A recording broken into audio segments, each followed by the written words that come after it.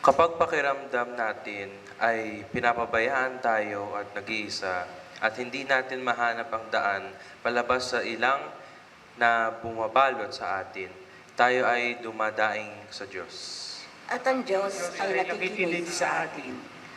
Kapag tayo ay nanghihina at tila talunan, hindi sigurado kung makakaraos pa ba tayo sa pang-araw-araw na mga pangangailangan at nag-aalala na kahit anong sipag natin ay parang kulang pa rin, tayo ay dumadaing sa Diyos. Ang Diyos ay nakikinig sa atin.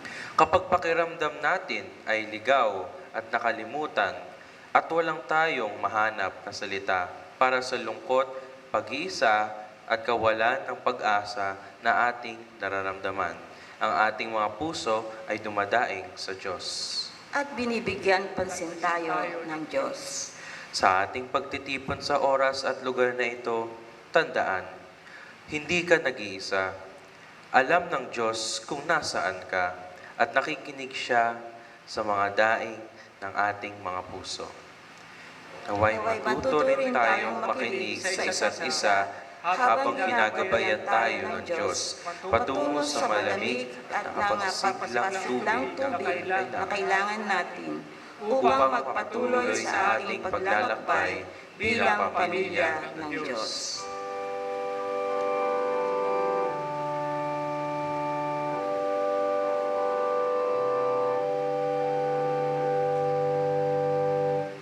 Dakila, Diyos na ang biyaya, Iglesia mo'y tulungan.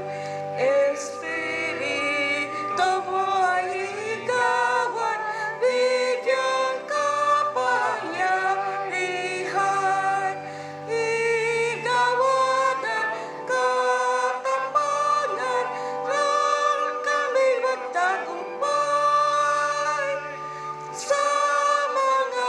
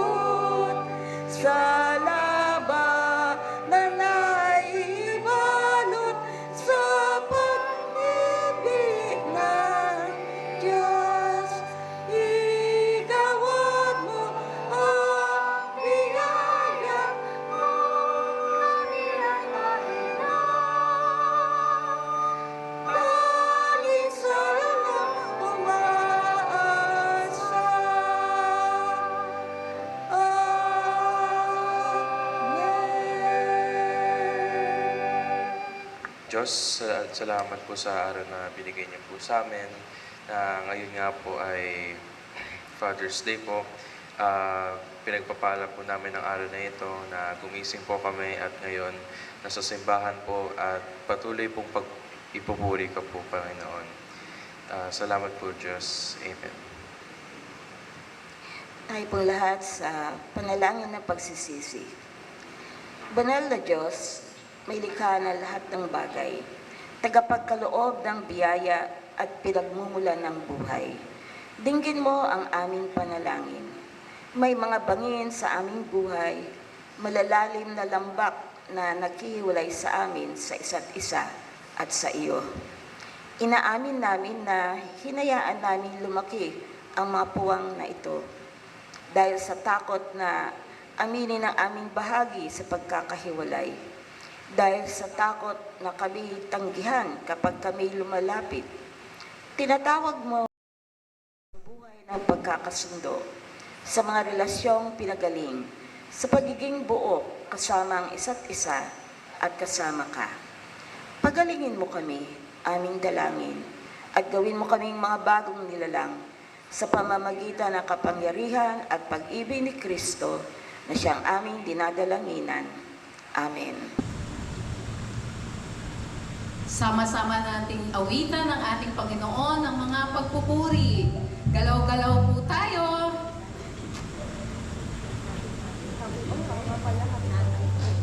Tayo po ay magbatingan, ulikot-ikot, gumalaw-galaw.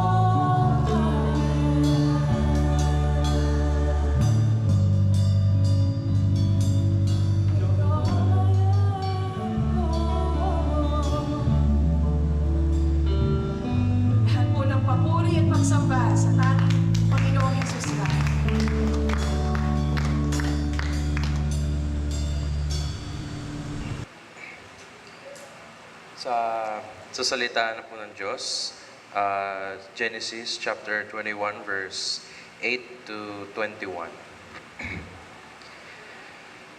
Lumaki ang bata at nang ito'y awatin sa pagpapasuso, naghanda si Abraham ng isang malaking salo-salo. Napansin ni Sarah na nakikipaglaro kay Isaac si Ismael, ang anak ni Abraham, kay Hagar na taga-Ehipto. Kaya sabi niya kay Abraham, "Palayasin mo ang aliping yan at ang kanyang anak.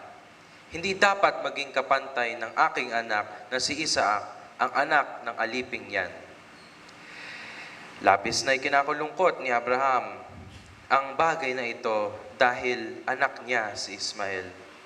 Ngunit sinabi ng Diyos sa kanya, "Huwag kang mag-alala tungkol sa bata at sa iyong aliping babae. Sundin mo ang gusto ni Sarah, sapagkat kay Isaac nagmumula ang iyong lahi. Gayunman, ang anak ng alipin ay gagawin ko ring isang malaking bansa dahil anak mo rin siya." Kinabukasan, maaga gumising si Abraham, kumuha ng tinapay at isang sisidlang balat ng puno ng tubig, at ibinigay kay Hagar. Isinandal niya rito ang bata at pinaalis ito. Naglakad-lakad si Hagar at sa ilang ng Beersheba at naligaw nang maubos ang tubig sa sisidlan.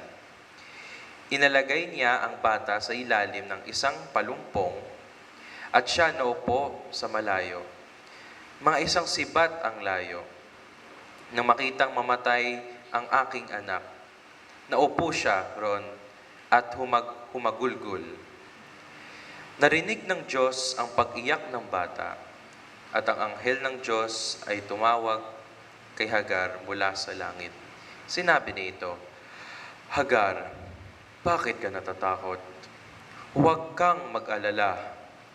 Narinig ng Diyos ang pag-iyak ng bata diyan sa kinaroonan niya. "Tumayo ka, puntahan mo ang bata, at alalayan mo siya. Gagawin ko siyang isang dakilang bansa." Pagkatapos, idinilat ng Diyos ang kanyang mga mata at nakita ang isang balon. Agad niyang nilapitan iyon. Pinuno ng tubig ang sisidlan at pinainom ang bata. Sinamahan ng Diyos ang bata habang ito'y lumalaki. Nanirahan siya sa ilan ng paran at naging bihasang mamamana.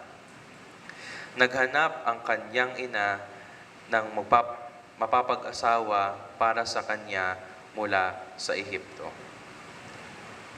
Pagbasa sa epistola, ayon sa sulat ni Pablo sa mga taga-Roma, Kabanata 6, talata 1 hanggang 11. Ito po ang sinasabi. Patuloy ba tayong magkakasala upang sumagana sa atin ang kagandahang loob ng Diyos? Hinding-hindi. Tayo'y patay na sa kasalanan. Paano pa tayong mamumuhay sa pagkakasala? Hindi ba ninyo alam na tayong lahat na nabautismahan kay Kristo Jesus ay nabautismahan sa kanyang kamatayan? Sa makatuwid, tayo namatay na at nailibing na kasama niya sa pamamagitan ng bautismo upang kung paanong binuhay muli si Kristo sa pamamagitan ng dakilang kapangyarihan ng Ama, tayo rin ay magkakaroon ng panibagong buhay. Sapagkat kung nakasama tayo ni Kristo sa isang kamatayang katulad ng kanyang kamatayan, tiyak na tayo ay makakasama din niya sa muling pagkabuhay na katulad ng kanyang muling pagkabuhay. Alam natin na ang dati nating pagkatao ay naipako na sa krus kasama niya upang mamatay ang ating makasalanang pagkatao at nang hindi na tayo maalipin pa ng kasalanan. Sapagkat ang namatay na ay pinalaya mula sa kapangyarihan ng kasalanan. Kung tayo'y namatay ng kasama ni Kristo, naniniwala tayong mabubuhay rin tayo kasama niya. Alam natin si Kristo na muling binuhay ay hindi na muling mamamatay. Wala nang kapangyarihan sa kanya ang kamatayan. Nang siya'y mamatay, namatay siya ng minsanan para sa lahat ng panahon dahil sa kasalanan, at ang buhay niya ngayon ay para sa Diyos. Kaya dapat din ninyong ituring ang inyong sarili bilang patay na sa kasalanan, ngunit buhay para sa Diyos sapagkat kayo'y nakipag-isa na kay Kristo Jesus. Tayo pong lahat ay tumayo para sa sabayang pagbasa ng Ebanghelyo ayon kay Mateo, Kabanata 10, talata 24 hanggang 39.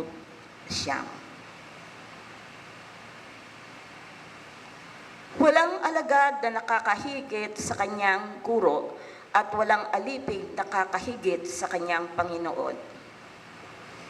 Sapat nang matulad ang alagad sa kanyang guro at ang alipin sa kanyang Panginoon.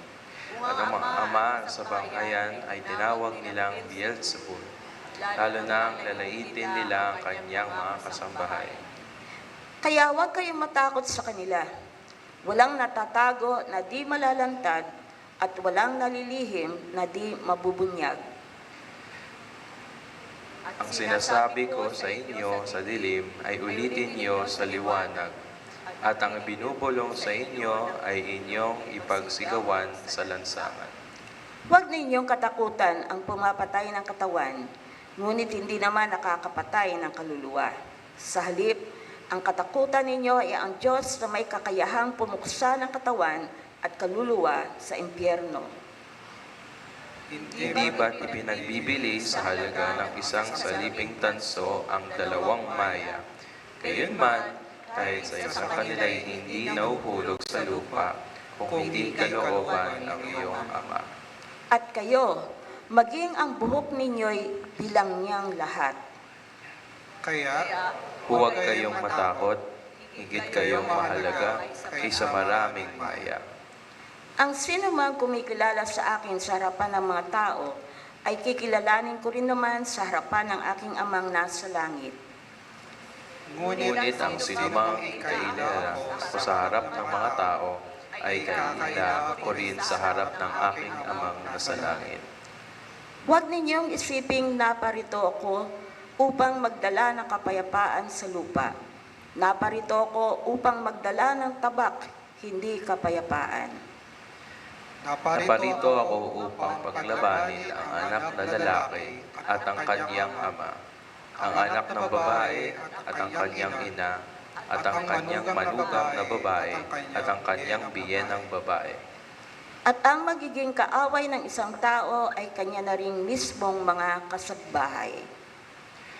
Ang umiibig sa kanyang ama o ina ng higit sa akin ay hindi karapat-dapat sa akin.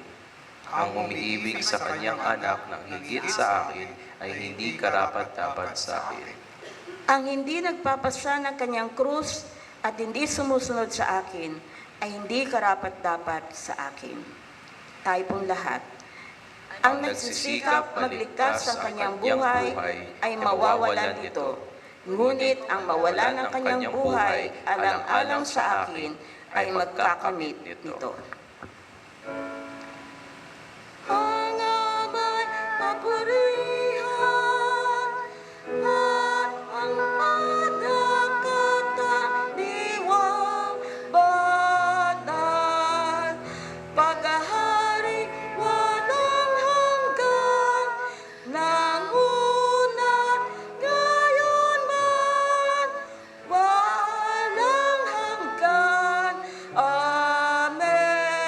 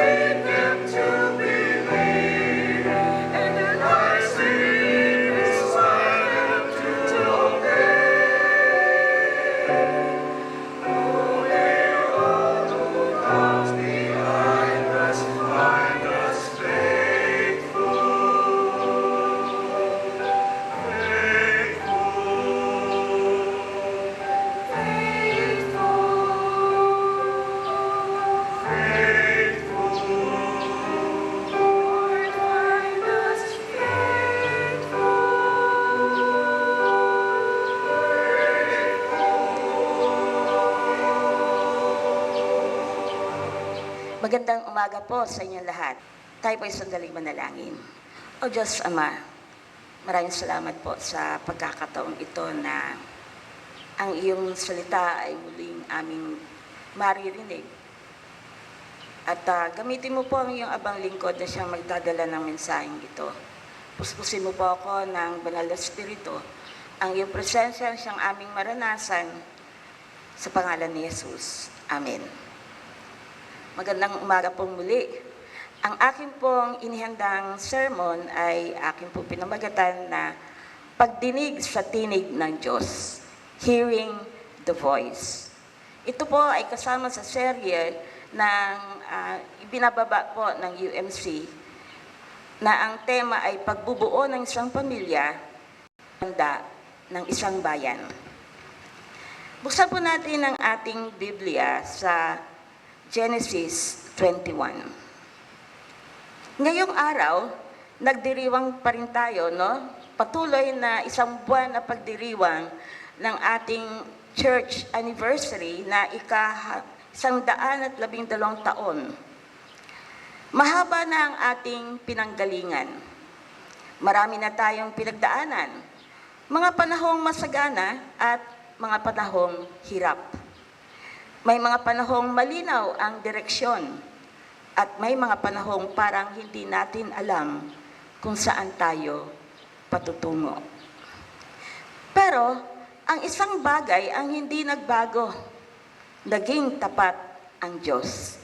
Amen? Ngayon, habang ipinagdiriwang pa rin natin ang kanyang katapatan, kailangan din nating harapin ang tanong, paano tayo uusad mula dito?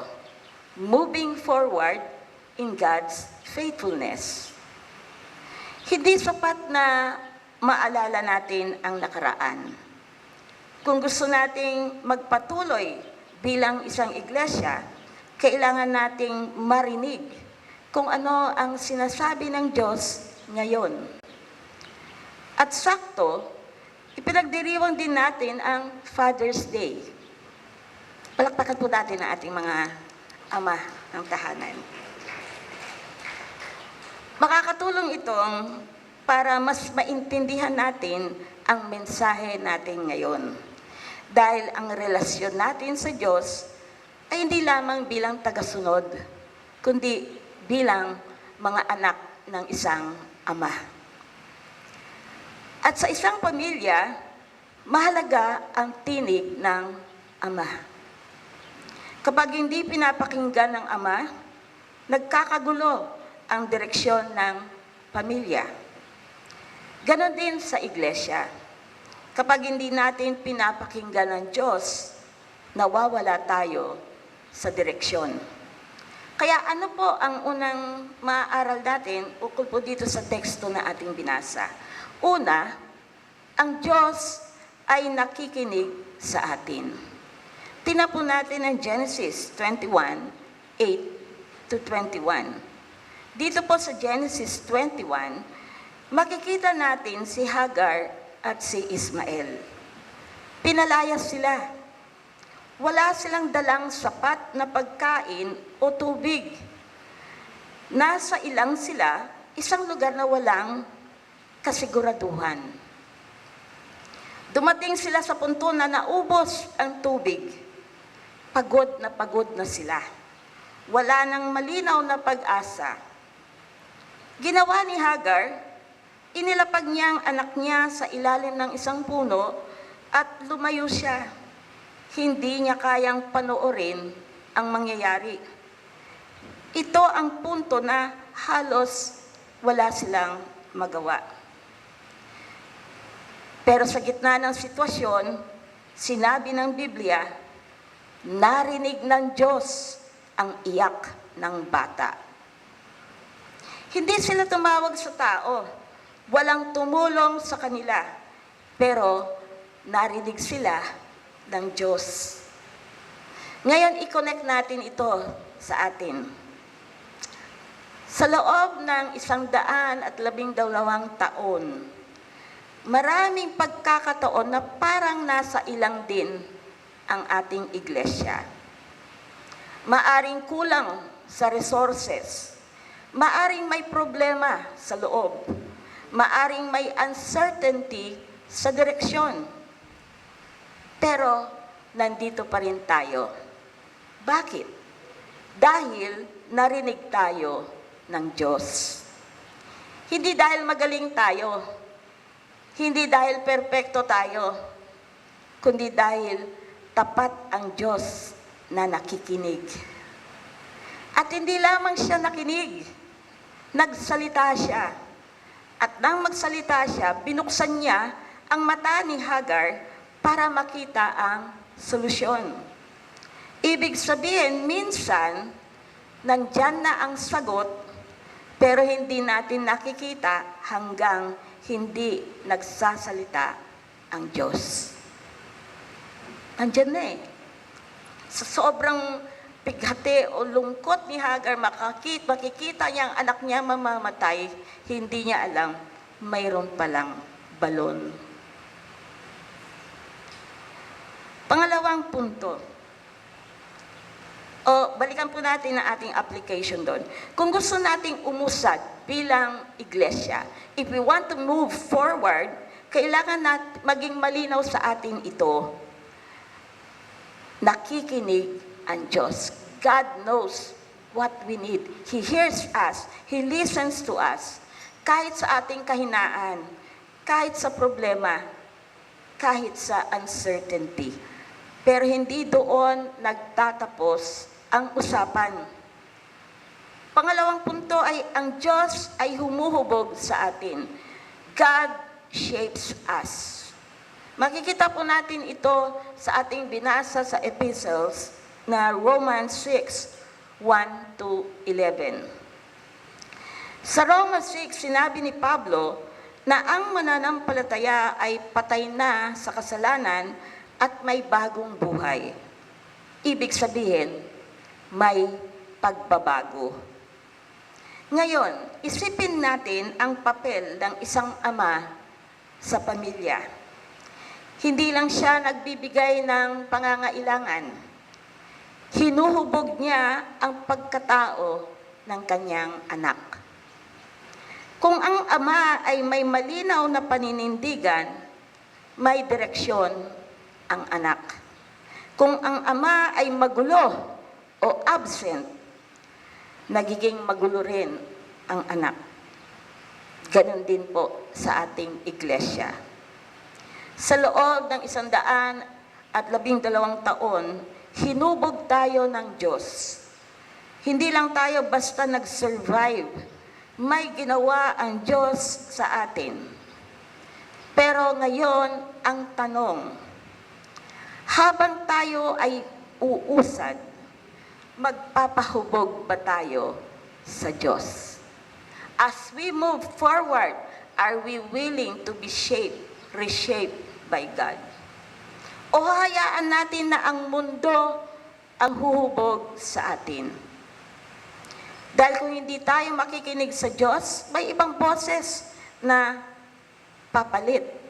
Maaring opinyon ng mga tao, trend ng mundo, sarili nating kagustuhan. At kapag iyon ang sinunod natin, mawawala tayo sa direksyon. Kaya malinaw ang punto. Kung gusto mong marinig ang Diyos, kailangan handa kang magbago. If you want to listen or to hear the voice of God, you are willing to be transformed.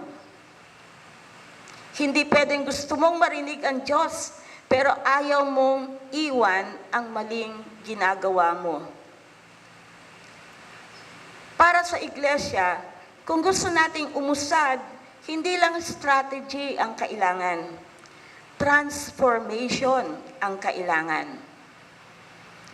Para sa mga ama, malaki ang epekto ng inyong pamumuhay sa inyong pamilya, hindi lang sa sinasabi ninyo, kundi sa ginagawa ninyo. So it's just that listening, it is the willingness to be changed and to be a catalyst for transformation sa lahat ng napapaligiran natin.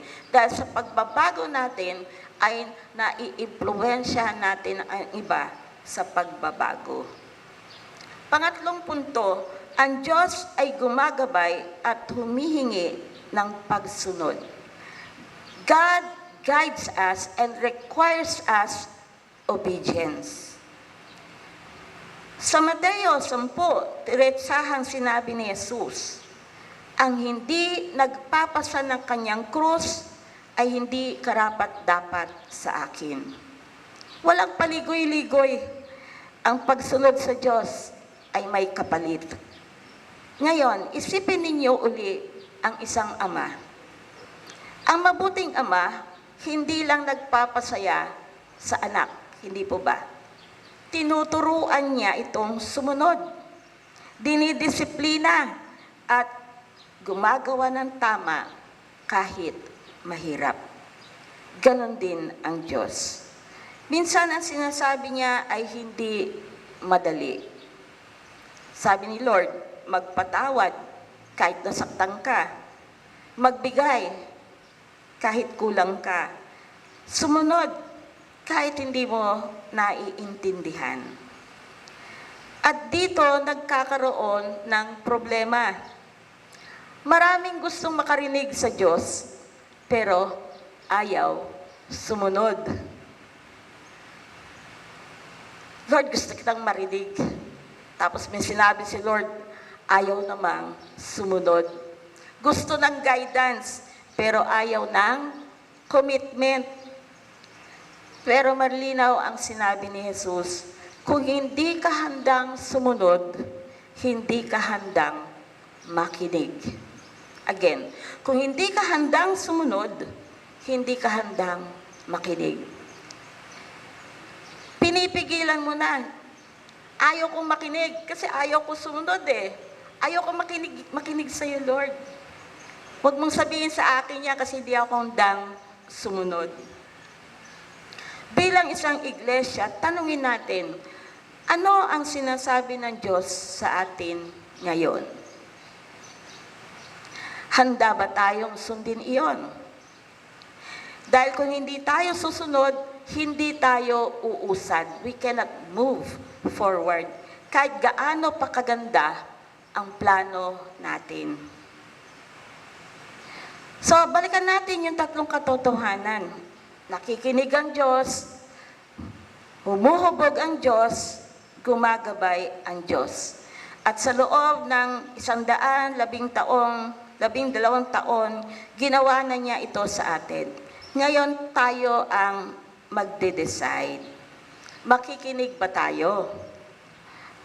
Magpapahubog ba tayo? Susunod ba tayo?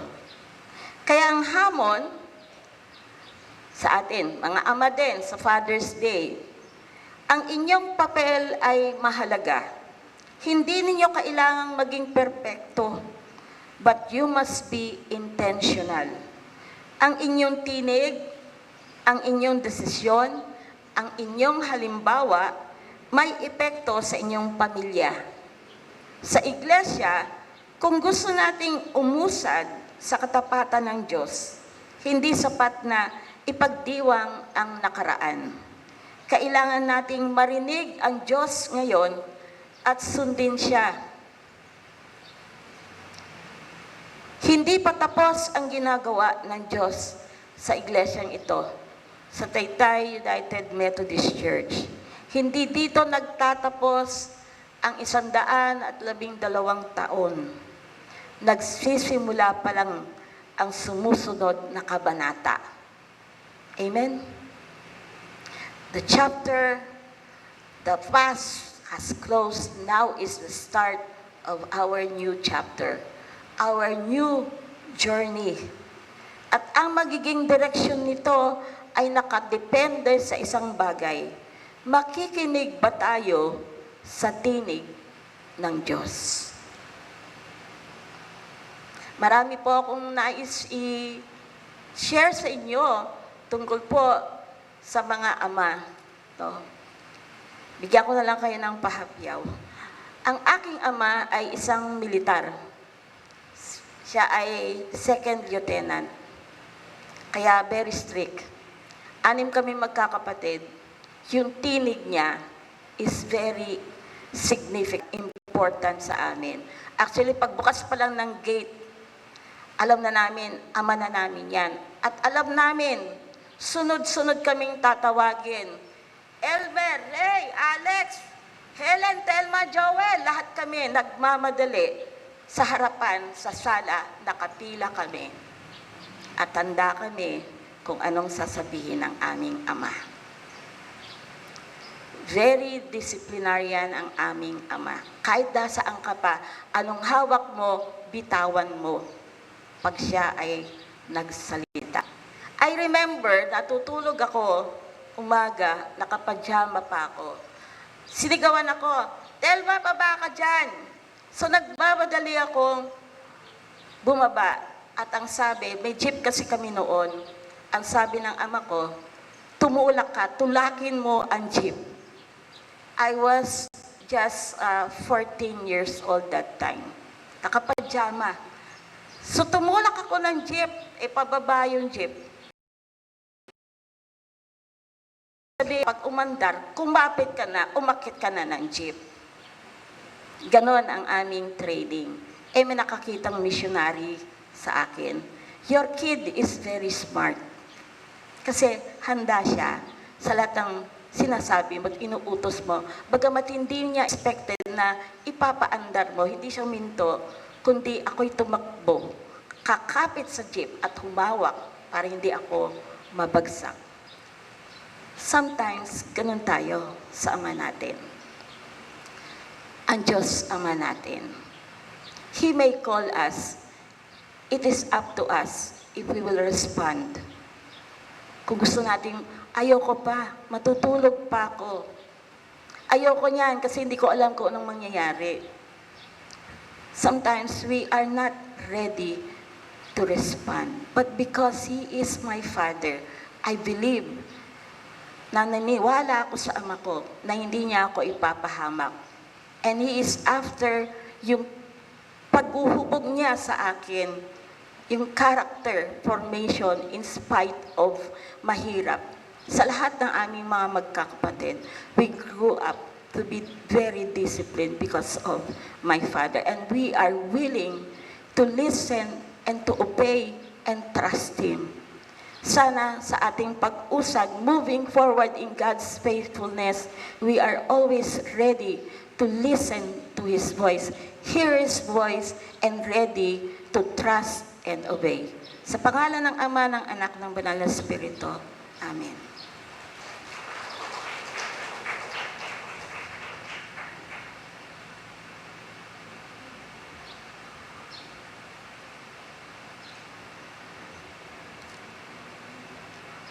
Ibigay ninyong buong buo ang inyong ikapu upang matugunan ang pangangailangan sa aking templo. Subukin ninyong gawin ito kung hindi ko buksan ang durungawan ng langit at ibuhos ko sa inyo ang masaganang pagpapala. Tayo po ay manalangin. Tunay, O Diyos, na napakabuti nyo at nandyan palagi ay pinagkakaloob ang lahat ng aming mga pangangailangan. Hindi po kami nagkahikahos, sapat at higit pa ang aming natatanggap sa iyo. Kaya, O Diyos, tanggapin mo po ang aming mga pasasalamat sa iyo in gratitude to what you have done for us. We pray, O Father, magamit ito sa patuloy na aming mga gawain po sa iglesyang ito, sa pagpapalawak po ng aming ministries, so that we can reach out a lot of people para ikaw po ay makilala bilang sarili nilang tagapagligtas sa Panginoon. And that pagpalain niyo po, Panginoon, patuloy ang inyong mga anak na nagkakaloob na masigit pa sa kanilang mga inaasahan. Ito po ang aming dalangin na may pasasalamat sa pangalan ni Jesus. Amen.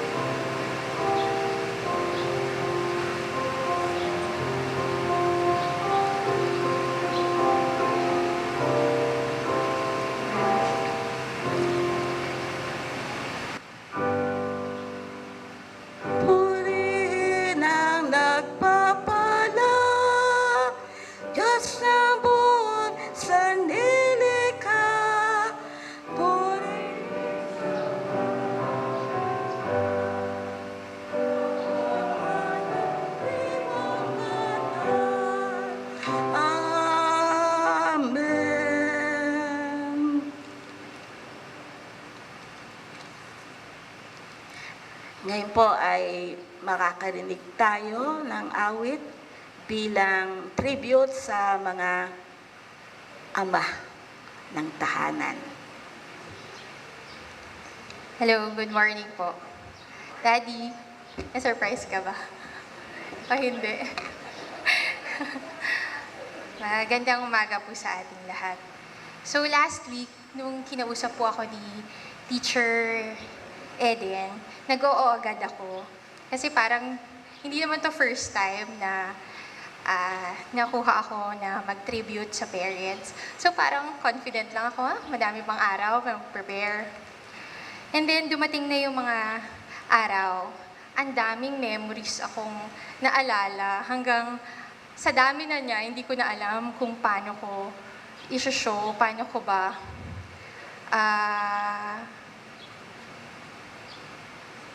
paano ko na mabibigyang tribute si Daddy ng maayos. So, ginawa ko na lang, tinanong ko na si Google, ano ba ang traits ng good and great father? So, sabi ni Google, a great father goes beyond providing. He is an emotional anchor. Key traits include unwavering presence, active listening, and fair, consistent discipline. So with that, allow me to prove to you why I think my dad is the greatest. So for sure, rin kanya-kanyang tatay natin, sa atin sila ang pinaka-best. Sila ang greatest para sa atin. Pero for me, let me show you. Kasi alam ko, kaya kong isa-isahin kung bakit great ang daddy ko for me. Number 1, he shows up. Kids measure love with the amount of time you give them rather than just material provision. Alam niyo yung mga videos sa Facebook na ang caption is presence matters. Yung where kids change their moods after seeing their parents sa crowd. Ganun ang daddy ko. My dad shows up daily.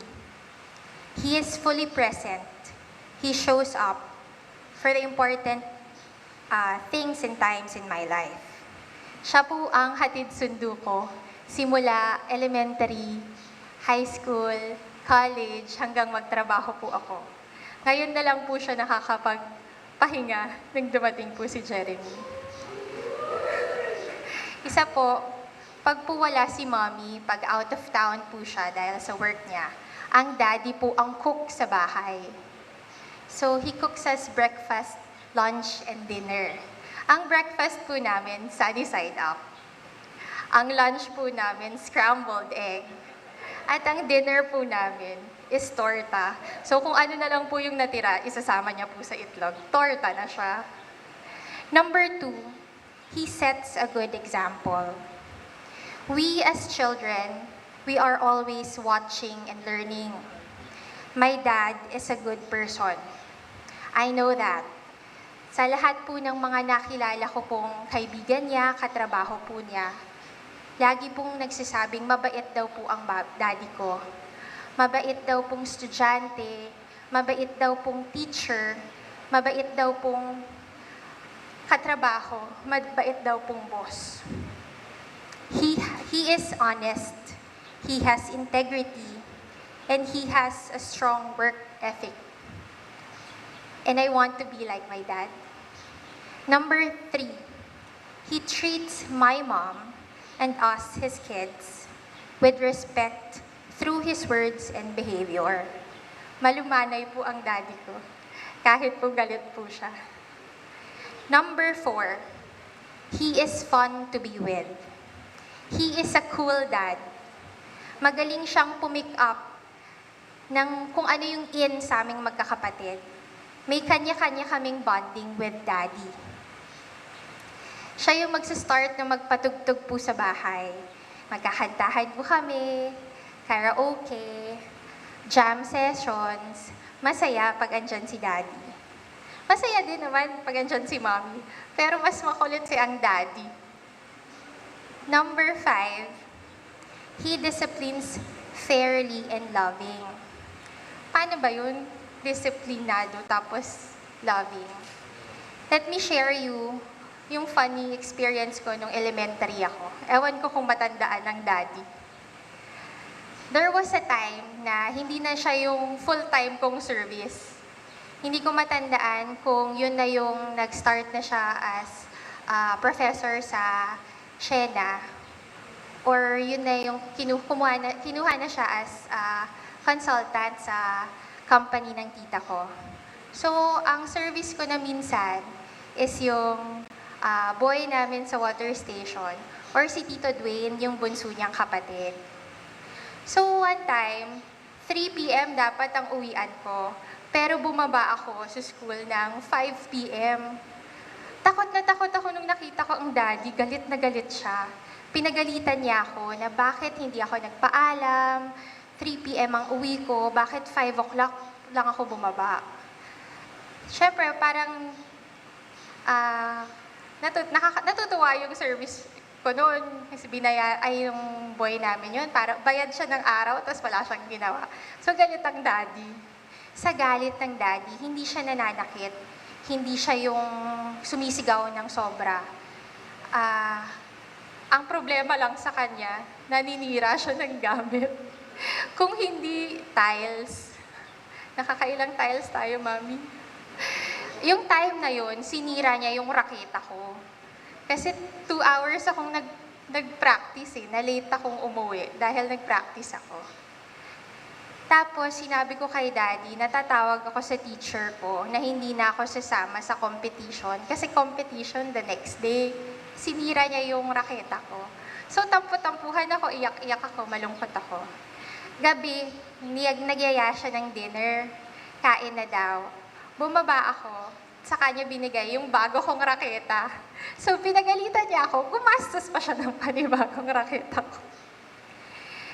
Number 6, he listens. He loves to share stories of his glory days and his kalokohan days with his brothers and yung mga friends niya po sa probinsya. But he also listens to my kwento. I can talk to him about anything, any problem, yung mga importanteng nangyayari sa buhay ko, and yung mga not so important, chika lang. Nakikinig ang daddy ko. Number 7, he verbally expresses his love and pride. He tells me that he loves me. He is generous with his words, never missing a chance to tell me he loves me. So last Wednesday, masama ang pakiramdam ko. Gusto kong umuwi. So nagsabi ako kay Jeremy, kung mahahatid mo ko, patay-tay, hatid mo na ako kahit 1 day off lang ako. Umuwi ako, kwento ni mommy, on cue daw, na nagtalambing daw ang daddy, masama daw ang pakiramdam niya. Gusto niyang magpamasahe kay mommy. Pagod din si mommy. Masama rin daw ang pakiramdam niya. Sabi daw ni daddy kay mommy, sana andito si Mix. Mix kasi po ang tawag nila sa akin sa bahay. On cue na dumating ako na open the door kasi minsan nilalak nila yung screen door. On cue, sabi ng mommy, bakit ka nandito? Tapos sabi ko, bakit? Bawal ba akong umuwi? Tapos nakita ko na naramdaman ko na na-miss ako ng daddy ko. Tapos hindi siya tumitigil kahit nagmamasahe na ako sa kanya na natutuwa siyang umuwi ako. And lastly, he is protective and supportive. Babalikan ko lang, di ba siya yung hatid sundo ko? Ito alam kong great ang daddy ko dahil dito. Hindi ko alam kung ganito rin ang mga magulang nyo sa inyo. Ang daddy, gigising yan very early in the morning. Kahit nag-work na po ako. Gigisingin niya si mommy, ako. Una niyang ihahatid si mommy sa DepEd Pasig. Saka naman ako sa East Ave QC. Saka lang siya papasok sa work niya sa Katipunan. Nalilate siya, alam ko, pero alam ko, gagawin pa rin niya yun. Hanggang ngayon, pag gusto kong umuwi, kahit anong oras, kahit pagod siya, hindi niya sasabihin, pagod ka, mag-commute ka na lang. Never. Pag pagod siya, sasabihin niya, matutulog lang muna ako, Mix, gigisingin mo ko ng gantong oras. Babiyahe kami ni Mami, susunduin ka namin. Ganon ka-great ang daddy ko. To all the dads, thank you for being our rock and our guiding light. Your endless patience, wisdom, and quiet sacrifices have shaped us more than you'll ever know. We are so incredibly blessed to call you our Father.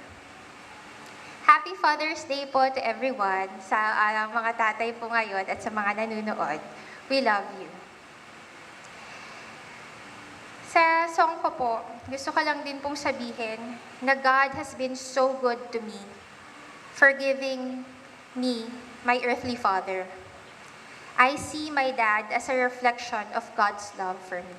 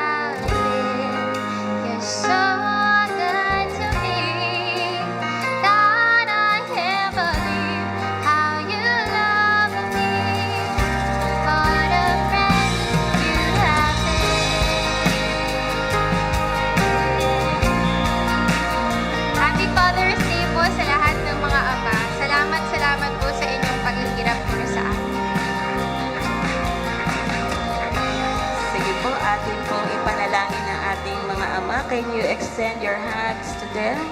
Para po ay atin po sila panalangin. Ama naming Diyos, maraming salamat po sa buhay ng bawat ama na narito ngayon sa altar. Salamat sa kanilang sakripisyo, sa kanilang pagsusumikap at sa pagmamahal na patuloy nilang ibinibigay sa kanilang mga pamilya, kahit madalas ay tahimik at hindi napapansin. Kilala niyo, O Diyos, ang bawat ama, kanilang mga pagod, mga pangamba, mga laban na hindi nila sinasabi. Sa mga sandaling sila'y nangihina, palakasin ninyo sila. Sa mga panahon sila'y naguguluhan, gabayan ninyo sila. At sa bawat desisyong kanilang ginagawa, bigyan ninyo sila ng karunungan na nagmumula sa iyo. Panginoon, pagpalain ninyo kanilang mga kamay upang maging sapat ang kanilang kinikita para sa kanilang pamilya. Ingatan ninyo ang kanilang kalusugan at ilayo sa kapahamakan. Punuin ninyo ang kanilang puso ng kapayapaan at kagalakan na tanging sa inyo lamang magmumula. Sa mga ama na patuloy na nagsisikap, maging mabuting halimbawa, palakasin niyo po ang kanilang loob. Gawin ninyo silang instrumento ng iyong pag-ibig sa kanilang tahanan. Maraming salamat, Panginoon, sa kaloob ng pagiging ama. Naway ang bawat ama dito ay maging daluyan ng iyong biyaya at ang kanilang tahanan ay maging lugar ng pagmamahalan, pananampalataya at pag-asa. Sa pangalan ni Jesus, Amen.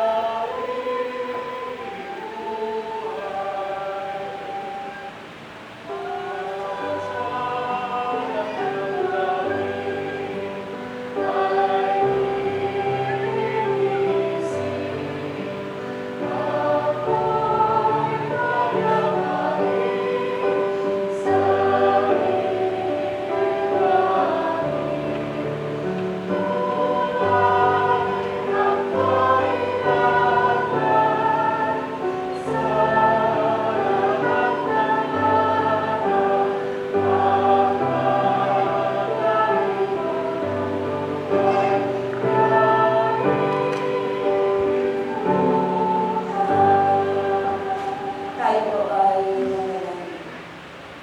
Lord, we need thee every hour. Kaya katulad po ng aming natutunan ngayong umagang ito, we need to hear your voice. Every minute, every hour, Lord. Dahil mahalaga, O Diyos, ang iyong paggabay. Mahalaga, O Diyos, na ang iyong kalooban ang siya pong masunod sa aming mga buhay. Hindi lamang po sa aming mga pansariling buhay, hindi sa aming pamilya, sa tahanan, sa paaralan, sa workplace, sa community. Lord, it is important for us to hear your voice. Sometimes, Lord, nagiging short-sighted kami. Humihiling kami sa iyo, O Diyos, ng tulong, pero hindi namin nakikita minsan. Ang tulong ay nariyan na. You just need, O Lord, to tell us what to do.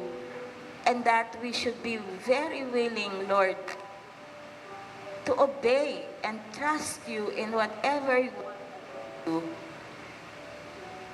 Bigyan mo po kami ng kahandaan na makarinig ka at sumunod sa lahat po ng aming mga desisyon na ginagawa sa aming buhay. Katulad ng paano kami sumusunod sa aming Ama sa tahanan. Mas lalo-lalo na po, Panginoon, Ikaw ang aming Ama na siyang nagubog sa amin, na siyang tunay na magdadala sa amin sa tamang landas po, Panginoon.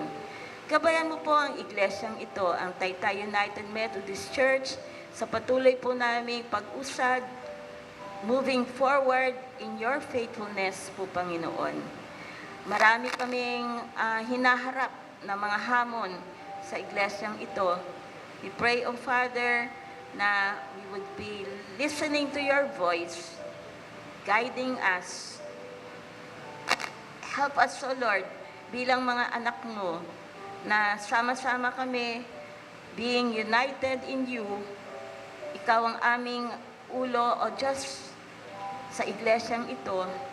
Gamitin mo po ang bawat isa sa mga kaloob na ipinagkaloob niyo po, mga gifts, spiritual gifts, O Lord, in service to you. Salamat po sa mga existing po naming mga ministries. At salamat dahil patuloy ka po, Panginoon, na nag-o-open ng mga ministries na kung saan kami ay hahayo. We pray, O Father, that you would send laborers, O Lord, who are really committed to do, O Lord, mission and vision mo, Panginoon. Maraming salamat po, O Diyos, muli sa iyong mga pagpapala po, Panginoon. Lalong-lalo na sa Father's Day, maraming salamat po. At patuloy po namin ikaw ay pinaparangalan sa mga ama, Panginoon. We pray also for the sick na hindi po namin nakakasama sa gawain na ito. But they are online po, Panginoon, nakikinig, nakikiisa sa mga gawain ito. Patuloy niyo pong pagalingin, ilapag sa kanila po, Panginoon, ang kagalingan na nanggagaling sa iyo dahil ikaw, O Diyos, ang dakilang manggagamot. Heal them, O Lord, yung mga may sakit. Patuloy kaming nananalangin sa aming kapatid na si Ernie Leonson. Yung recovery niya po, Panginoon, sa kanyang heart surgery. Patuloy na kagalingan po sa kay Mami Linda Leonson, sa aming Physical Gloria Dexman, sa may mga sciatica ng mga kapatid, si Ate Sita, si Ate Lenny. Protection po, Panginoon, sa paglalakbay ng isa po naming kapatid na si Lenny na patungo po ng Iloilo. Ang iba pa po, mga pangangailangan ng iyong mga anak. Salamat dahil batid mo ang kanilang mga pangangailangan ng bawat isa. We pray, O Father, na igawad mo sa kanilang iyong kalooban, ang kanilang kahilingan ayon sa iyong kalooban, O Diyos.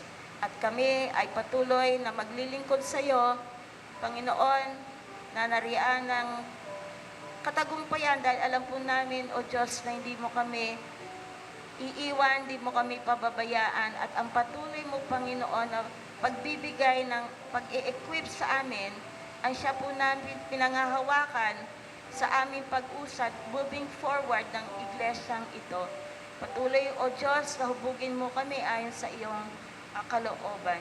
Ngayon, tanggapin natin ang patuloy na pagmamahal ng Diyos, ang mga biyaya ng kaligtasan, kay Jesucristo, biyaya ng kalakasan, kapangyarihan ng Banal na Espiritu ay bapa sa atin ngayon at magpasawalang hanggan. Amen.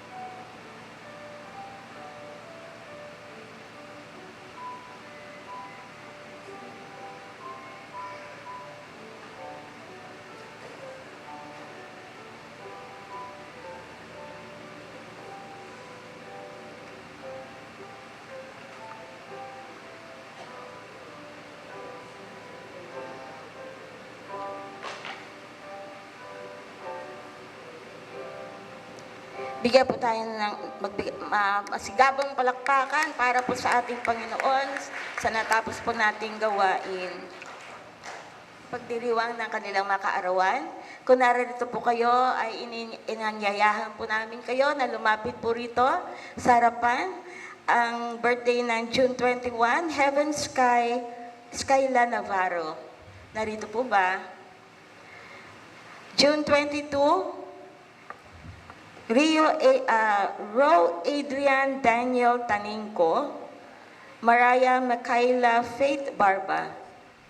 June 23, Sarina Rain Bas Balahadya, John Eric Samson. June 25, Benji Ann San Juan. And June 27, Novel Jordan Ventavella. Naririto po ba ang mga may birthday? Kung meron naman pong mga representative, pwede naman po na kayo po ay lumapit dito sa harapan para maipag-pray po ang inyong mga mahal sa buhay.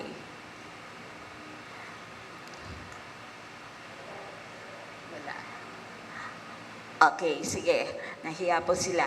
Tayo po ay manalangin. O Diyos, maraming salamat sa panibagong taon na ipinagkaloob niyo po dito sa aming mga kapatiran, sa Heaven Sky Navarro, Ro Adrian Daniel Taningco, Mariah Michaela Faith Barba, Sarina Rain Bas Balahadya, John Eric Samson, Benji Ann San Juan, Novel Jordan Ventavella. Tunay o Diyos, sa napakabuti mo sa bawat isa na mga anak mong ito. Sa panibagong taon, ipinagkaloob nila sa iyo. Patuloy mo po silang hubugin, maging mas malalim sa kanilang panampalataya sa iyo, at mas maging malapit po sa iyo, Panginoon. I pray, O Father, whatever wishes they have, I pray you would grant them these wishes according to your will. And we pray, O Father, sa kanilang mga mahal sa buhay, ay patuloy rin po nilang ma-enjoy ito sa kanilang mga kaarawan, that they will have, you bond them, O Lord, with your love, na ikaw po ang maging sentro, Panginoon, ng kanilang mga buhay, ng kanilang mga tahanan. Ito po ang aming dalangin sa matamis sa pangalan ni Jesus. Amen. God's morning! Na-miss nyo 2 weeks, no? Ulit. God's morning! Hello! Welcome natin sa ating kalagitnaan ang pamilya ni Kuya Lester, si Mark, si Rona, si Thomas, at si Matthew. Yay! Welcome!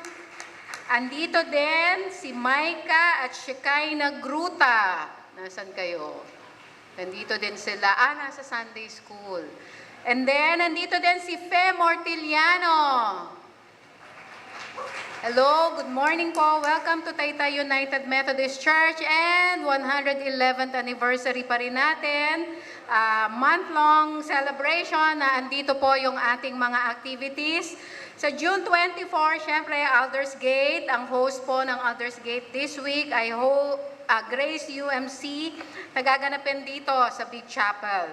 Kasabay din ng Wednesday ay yung ating midweek service at prayer meeting na online. So, please open ang ating account na Facebook at saka YouTube accounts ng Taytay United Methodist Church para mapanood po ninyo yung mabiyayang mensahe sa atin ni Pastora.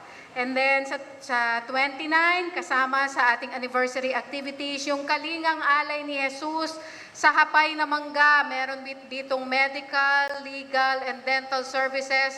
Punta lang po kayo doon to support or maging pasyente or maging kliyente nitong activity na ito.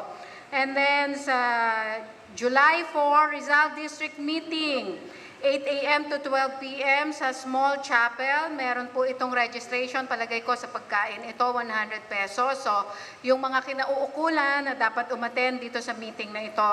And then, July 5, yung ating Thanksgiving Sunday, yung ating commemoration, ang ating first worship service dito as pananatiling tapat na grupo ng Taytay United Methodist Church.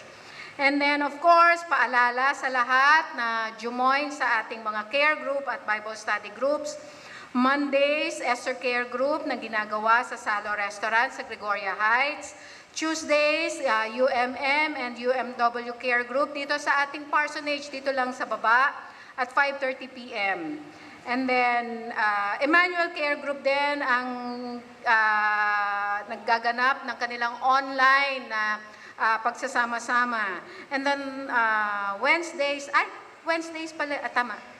pala yung ating Alders Gate, and then yung ating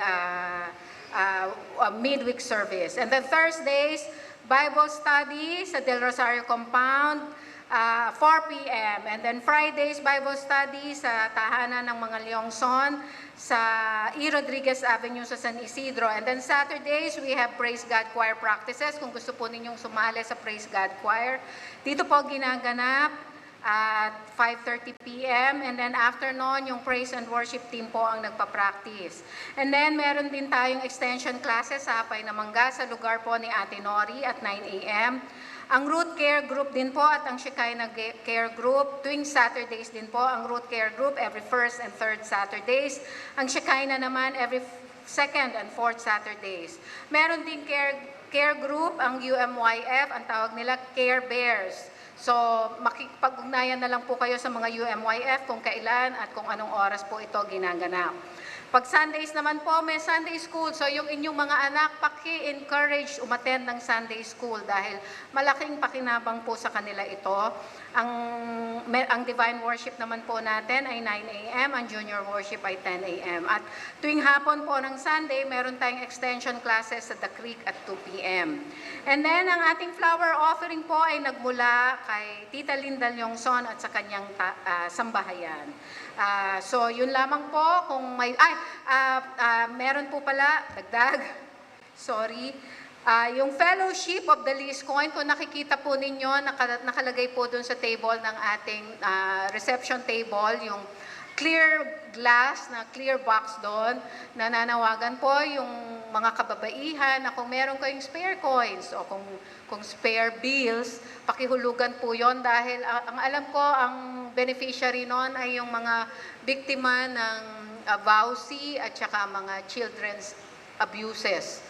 And then, nananawagan din po ang secretariat natin na kung meron pa po kayong mga anak na hindi nakalista para sa ating Recognition Sunday, yung kanilang mga naging achievements sa school or gumraduate, paki-ugnay lang po kay Ate Beth para masama po sa listahan sa ating Recognition Sunday. And then, nananawagan din po si Kuya Abet na dadalaw po sila sa ating Kalinawan Mission Church mamayang hapon kung may gusto daw pong sumama.